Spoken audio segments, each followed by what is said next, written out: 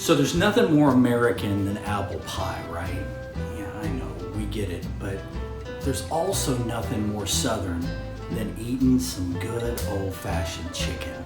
We in the South love our chicken. And one of the ways that you can make chicken and really just elevate it and take it up to entirely new levels is by adding root vegetables to your chicken and allowing the chicken to roast over the top of those root vegetables. And it really doesn't matter what vegetable it is. It could be potatoes, it could be rutabagas, it could be sweet potatoes, it could be carrots, it could be a combination of all of those. But when the fat from that wonderful chicken starts to just kind of drain down over top of those root vegetables, and those root vegetables come alive and they start to draw it all inside of it, oh my gosh. That schmaltz from the chicken that gets inside of them is something to just experience. And if you've not experienced that today, and you're from the South, I question your roots. That's a true story. So today we're gonna be going through chicken and sweet potatoes. We're gonna do it with a honey and a balsamic type of a glaze over the top of it. Sweet, salty, savory, and a lovely fat that's gonna go over the top of it. We're gonna cook it in one pan, and I can't wait to share this recipe with you today. So look at that. Isn't that just one of the prettiest things that you've seen? I mean, what's not to like about that? It's got chicken, crispy skin, fat-soaked potatoes, sweet potatoes underneath, a balsamic and honey type of a drizzle over the top of it. I mean, it's an absolutely magical type of a dinner.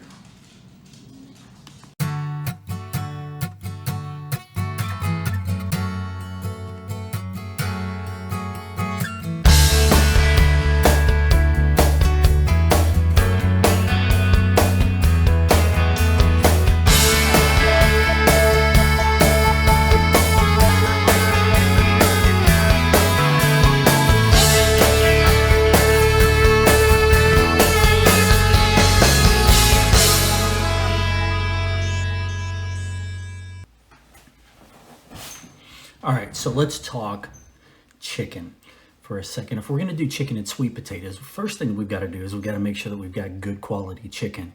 Now look, you don't have to go out and buy that air-dried stuff, you know, that they want, you know, $19.95 a pound for. But I do recommend that you get a good quality chicken. When you go to your grocery store, this is probably going to be the stuff that's not going to be the very cheapest that you see out there, you know, the stuff that they're trying to blow out for 99 cents a pound. You want to make sure that the skin is white. It's not yellowed. It doesn't show that it's been aged for a long time. You want to look for something that's probably no hormones and no salt added and those things like that.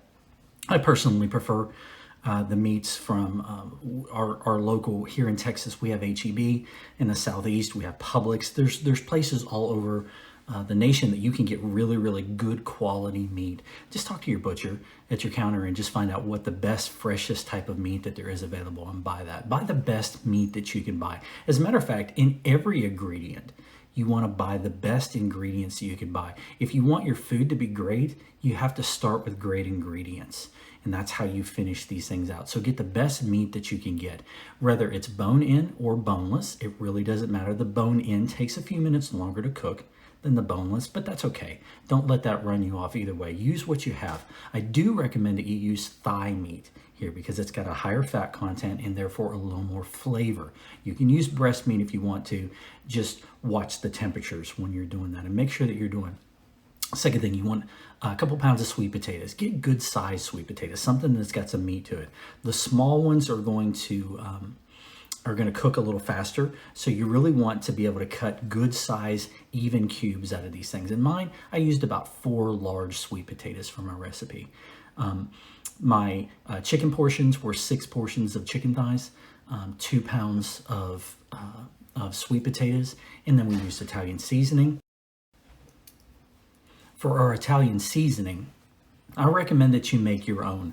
You can certainly buy the stuff that's prepackaged in the little jars, and those are cute. But what you need to know about those is that after they've sat on the shelf for about 6 months from the time that they've been dried, they lose all of their potency, they lose all of their flavor, they lose all of the aromatics in it. The oils begin to dry out. So you need to make sure that you're using fresh herbs. That doesn't mean that you have to have a garden, even though I do have a garden and I pull some of my things out of.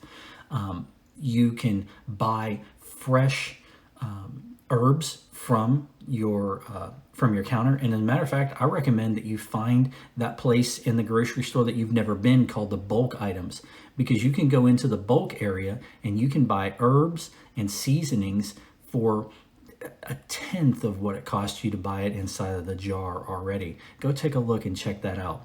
The herbs that you're going to need if you want to build your own traditional Italian seasoning are going to be parsley, thyme, oregano, marjoram, garlic powder, a little bit of cilantro, and some salt and pepper. Those are going to be a traditional Italian recipe. Now in ours, I blend and I use fresh parsley, fresh cilantro, fresh thyme out of my garden, and then I substitute the rest of the stuff: dry oregano, dry thyme, and dry marjoram, to blend in all of our things, and just cut all that stuff and put it together into the seasoning. And I'll tell you, if you'll do that, you're going to wind up with a much better product every time.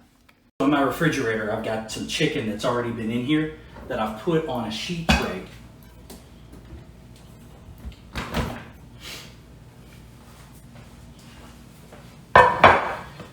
On the sheet tray, I've got some chicken already set in here that we've washed and we've dried. We dried the skin. It's really important that you have very, very dry skin, because that dry skin is what's going to get crispy and going to get brown in the oven. If you've got the skin wet and there's still a bunch of moisture on the skin, the skin's going to wind up being real rubbery, and nobody likes that. That's just this gross thing that happens in your mouth. So you want to make sure that your skin is really dry and your chicken is good. And again, here all I used was just a sheet tray with a little cooling rack underneath it for the chicken. It keeps everything off of it, and it doesn't keep the chicken sitting in all of its nastiness. So at this point in time, we can go ahead and season these babies up and get them ready to go. So I'm going to go ahead and go over here. I'm going to grab my cutting board, the plastic cutting board, so we can keep the chicken off of the counters, and we're going to get this done. Here we go. I'm going to season these bad boys up. Now, the skin on this chicken has already been lifted a little bit. What we want to do is we want to take our fingers and we want to just put it kind of just gently lift the skin underneath here, because we've got to be able to season the chicken.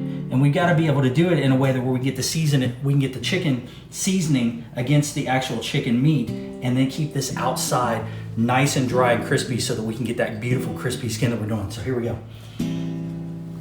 I've got my salt and pepper mix that we made earlier today. I'm going to take a little bit of that and I'm going to just sprinkle it generously against the skin, and then a little bit more on the outside. And I'm going to do that for each one of these. And again, I'm not using I'm not sticking my fingers in a thing. Once we're done with this seasoning over here, it's going to go away. It's one use and done. So we're not going to keep this around. So it doesn't necessarily matter at this point in time if I get my fingers into that seasoning bowl.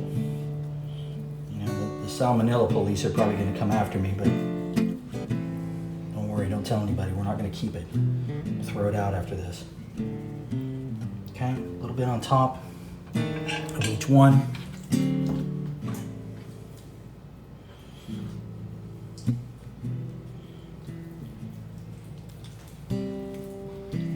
Fingers underneath, pull that skin back. A little ode to my friend Emerald. Bam. One more.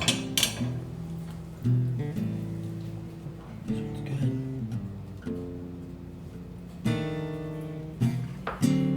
Now, nobody likes seasoned chicken on one side, so we're going to flip these guys over. We're going to hit them on the bottom. Just a little bit more.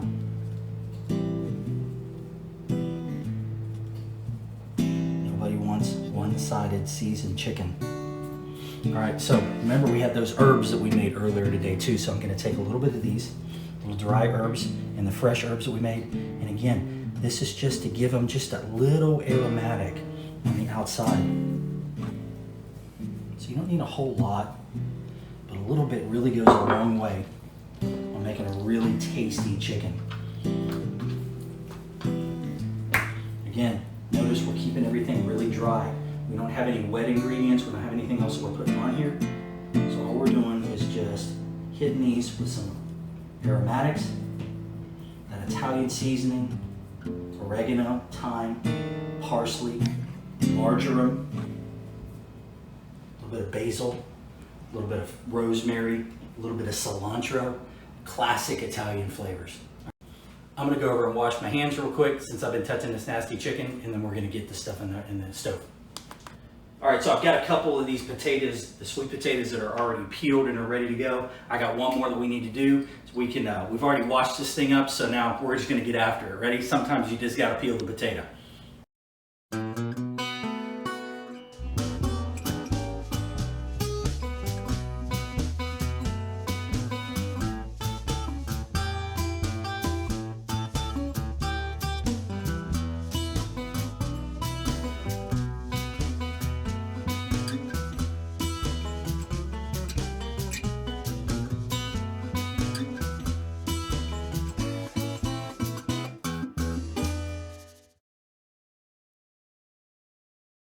So I've got my garbage bowl here. I'm gonna clean up real quick. We're gonna chop these bad boys up.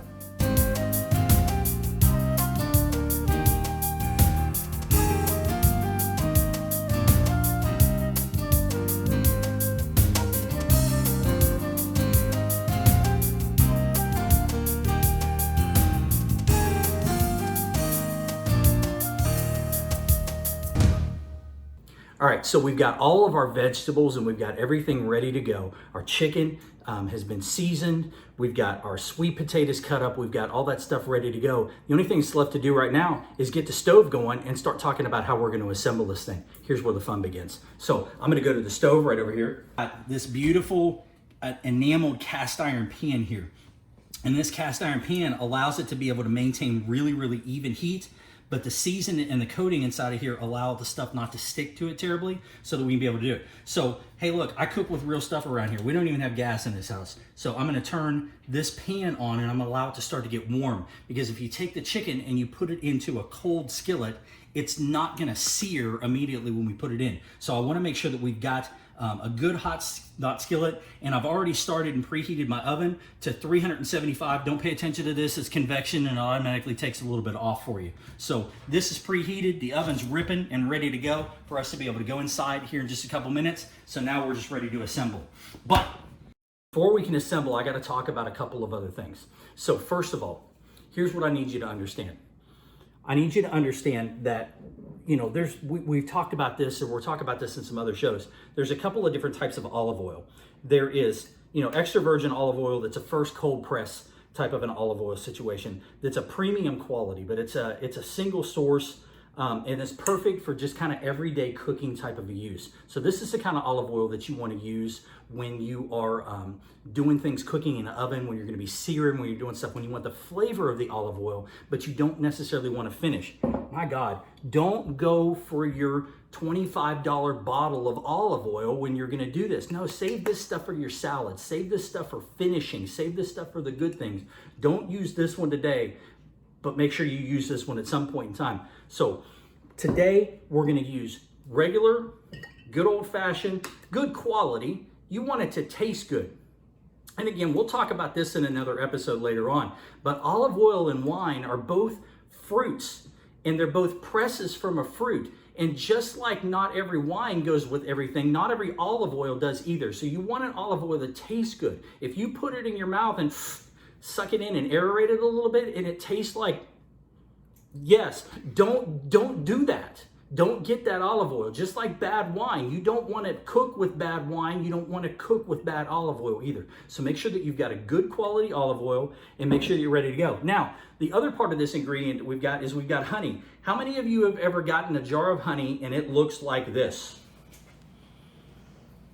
Look, this is not particularly satisfactory on the inside down here, okay? It's solid, it's congealed, but this is a local, unfiltered honey. Oh my God, it smells so good. It's a local, unfiltered honey But you can't use this. You've got to be able to do something with it. So here, real quick, this is what we're gonna do. I'm gonna take this honey, and I'm gonna put it over here in the microwave for about 15 seconds, and it's gonna take care of this problem for me.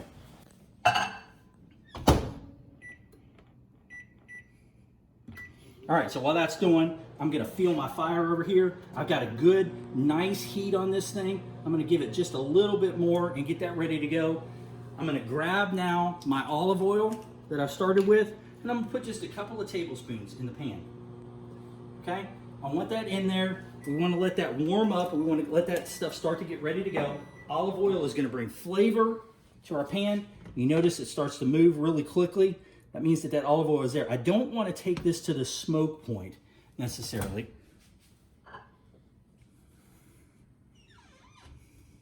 Almost. A couple more seconds. One more time. So now my chicken is getting ready. I'm going to take my chicken. One thing about leaving it on this board like this is it allows me to be able to bring it directly over. I'm going to take my chicken. Ah, you hear that? That's the sound of happiness. That's when the chickens are really happy, is when they make that sound when you put them in.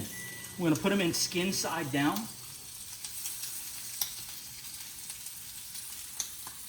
I want that sizzle, but I don't want to get shot like that. So if it's popping, bring your heat back down just a tiny, tiny bit. Woo! How you like me now? Good viscous honey. It's ready to go here in just a second. So we're gonna give this chicken just a couple of minutes to sit here on the stove and kind of do its little magic. I don't want to move it around a whole lot. This is not the time for you to get in here and start horsing around with your chicken. Let it go. Be like Elsa. I think I'm allowed to say that. Let it go. So now, we want to let this kind of go. Once it gets to a point where the chicken is not sticking to the bottom. Well, it's still sticking a little bit, so we're not quite there. I'm going to give this just a couple more minutes.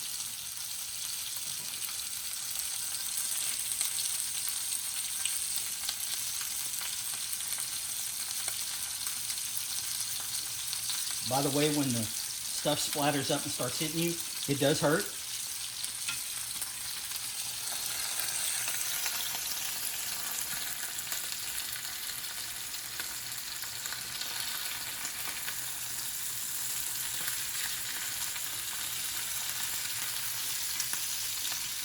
There we go, getting a little color here. I'm maintaining my skin.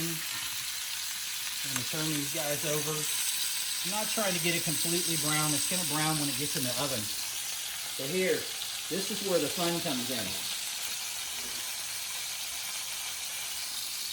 I'm going to take all of these beautiful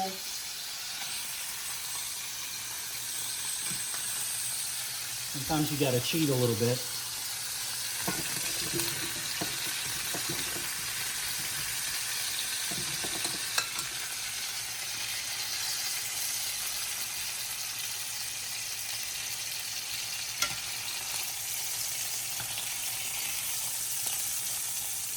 Be able to make all this happen.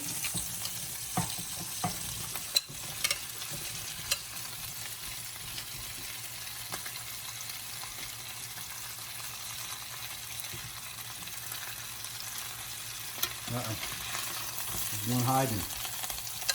We got room for some more sweet potatoes.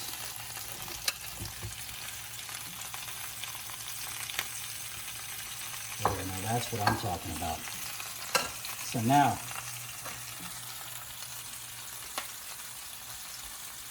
I've got all of my beautiful chicken breasts, or chicken thighs, sorry. We're not using breasts today in this recipe, we're using thighs.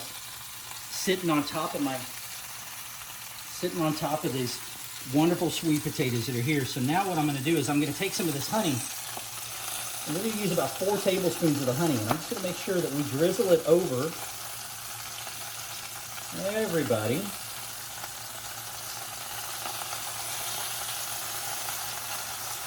All right. Now,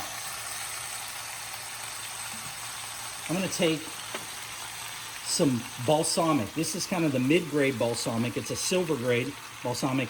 It's been reduced a little bit and it's aged, but it's not thick like one of those reductions. You can get these at most of your supermarkets. And we're gonna put this in here and let this acid kind of do a little bit of work. This acid's gonna caramelize in here with all of this stuff, and it's gonna make these things happy, happy, happy.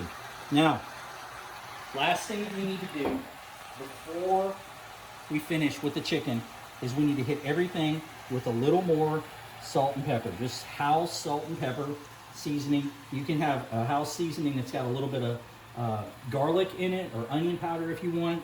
In this house though, it's just standard old salt and pepper. Now, these guys are gonna go in the oven at 375 degrees, and they're gonna do time in here for about 30 minutes, okay? So we're gonna put these right in the oven. Again, it's screaming hot in there.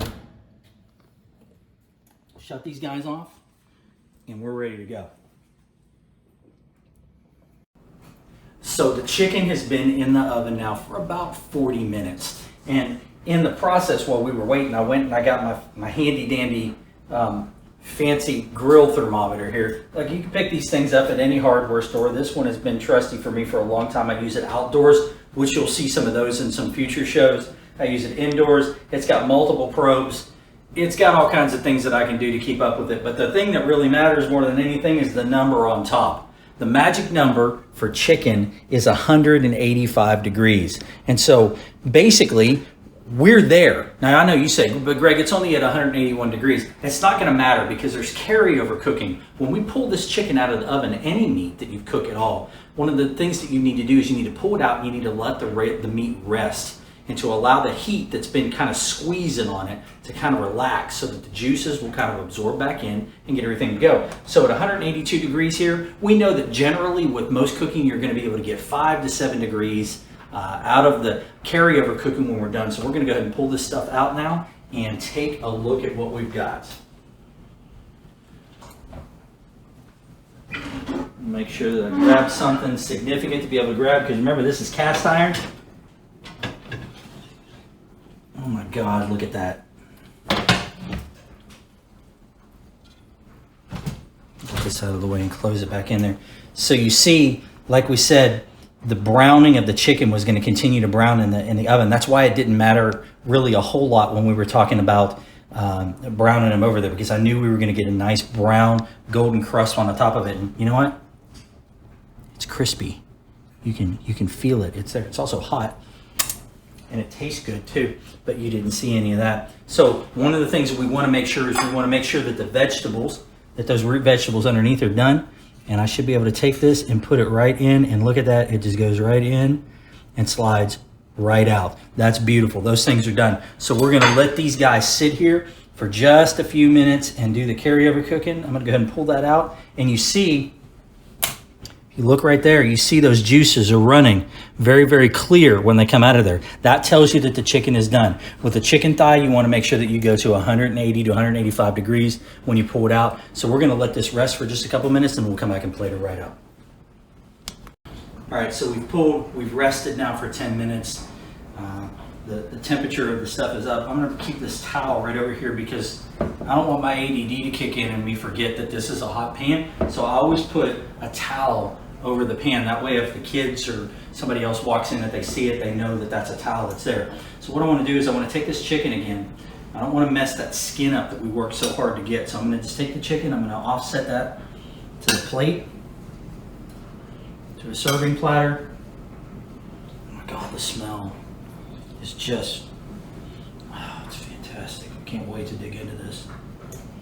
All right, so now here in the bottom of this pan, I've got these beautiful sweet potatoes with all of this ooey gooey schmaltz and that balsamic. I just want to toss those around just a little bit to let them kind of coat in that, because that, my friends, is a plate of absolute happiness.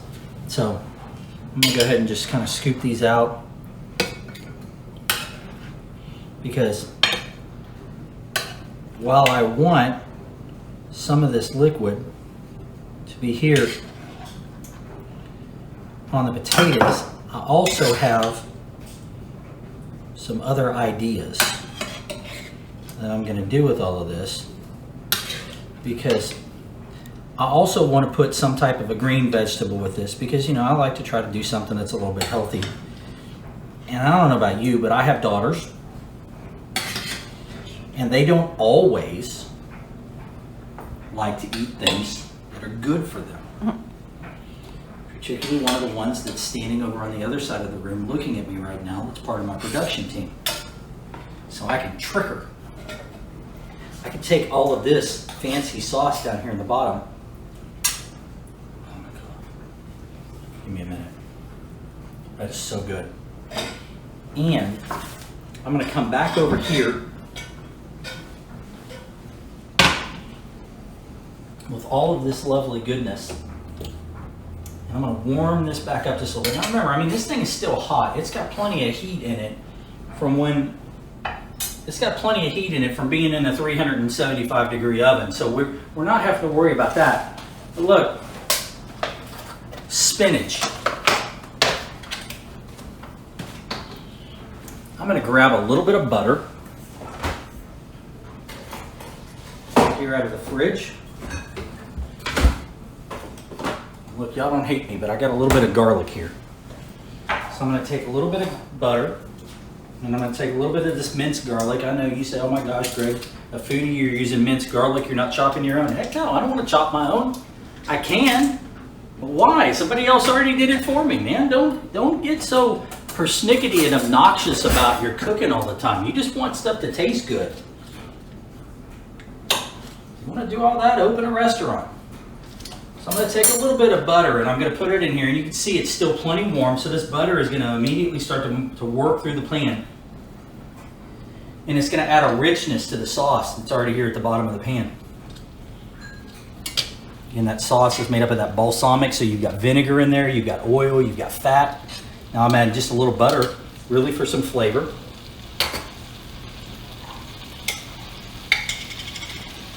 going to turn this down because I don't need a whole lot. I'm gonna reach in here and I'm gonna grab, I don't know, a good clove of garlic. Put it in here.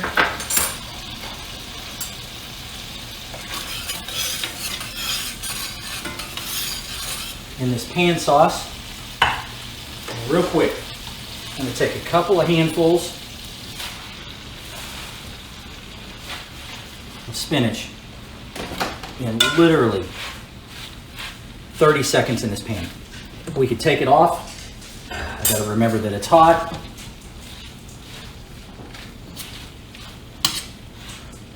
All we're trying to do is just wilt the spinach just a tiny, tiny little bit. Not trying to cook it, not trying to get it cooked through. We're just warming it. That's it. Now I'm gonna grab this and I'm gonna move it back over. The dog has found out that it's time for dinner. Everybody, this is Sophie. Sophie knows that it's time to eat.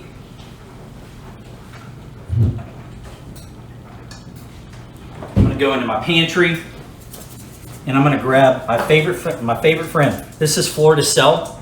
This is that fancy French salt, but it's a finishing salt. You don't use it to cook with it, you use it to finish some stuff. I'm gonna take a little bit of this finishing salt and I'm just gonna drop it in here over the top of this.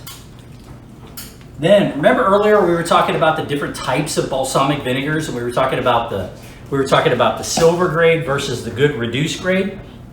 This is the good stuff. This is the gold right here.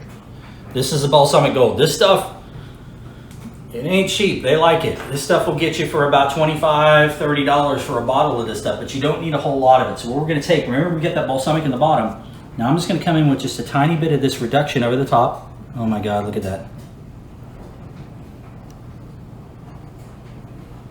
So you get the salty, you get the sweetness of the caramel here.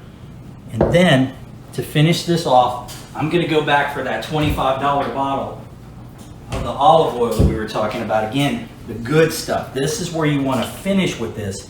And I'm gonna take just a little drizzle. Just a touch of this across the top, like this. And now you have a beautiful salad. You have a beautiful balsamic, spinach, garlic salad here that is absolutely incredible. So let's plate this thing up and let's see what this is gonna look like.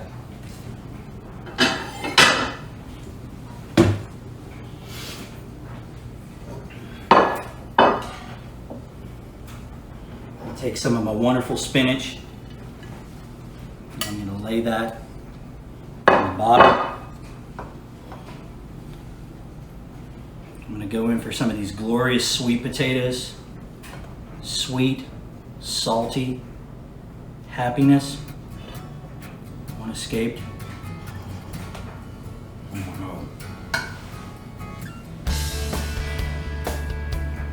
Now let's go in.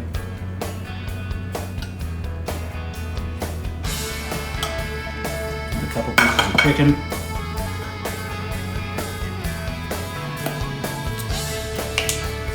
Again, a little bit of that finishing salt on the top of those. Oh my God. And that, my friends, is chicken that'll make you happy. All right, y'all, dinner served. So, I'll dig it in.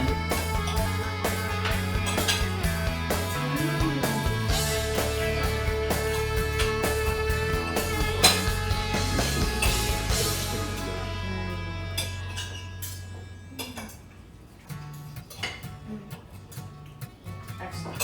As always.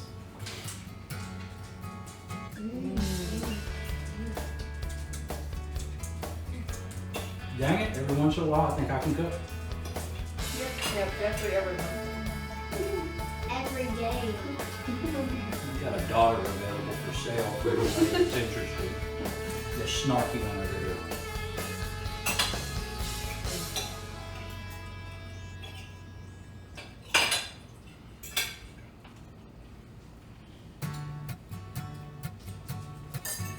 Not bad. Yummy. What do y'all think about the spinach? Great.